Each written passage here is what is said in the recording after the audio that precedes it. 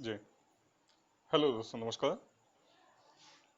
कांधर मन कहूँ एक अपारा, देव देव आलसी पुकारा।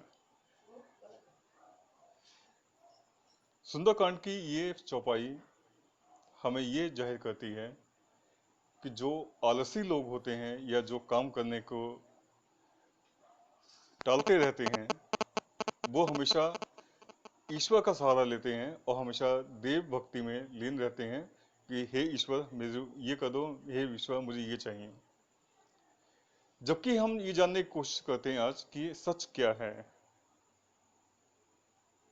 सच है हमारी ब्रेन प्रोग्रामिंग, ब्रेन मैपिंग।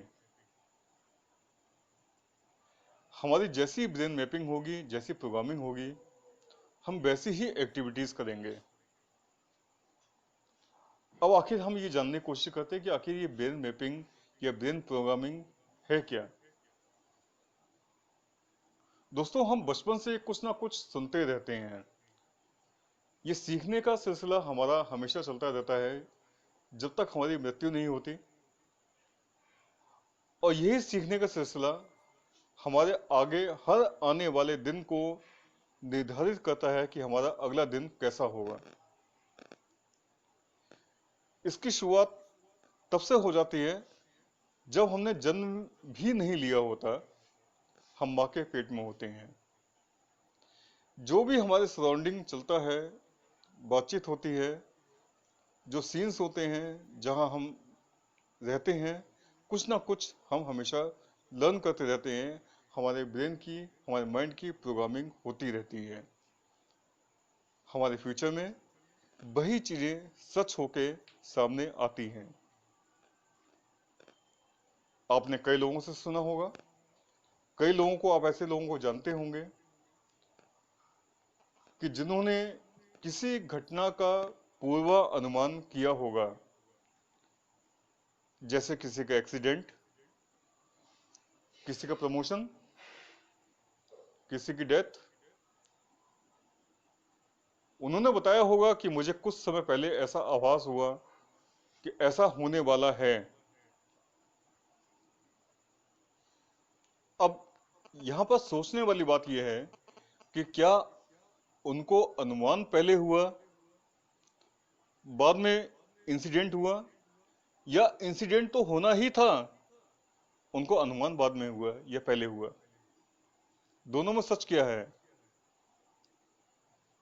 यहां पर मैं फिर कहूंगा कि यहां पे सारा खेल ब्रेन प्रोग्रामिंग का है। उन्होंने प्रोग्राम किया हुआ था अपने ब्रेन को इस तरह का। वो किसी एक सब्जेक्ट में, किसी एक विषय में, किसी एक व्यक्ति में उनका इतना ज्यादा इन्वॉल्वमेंट था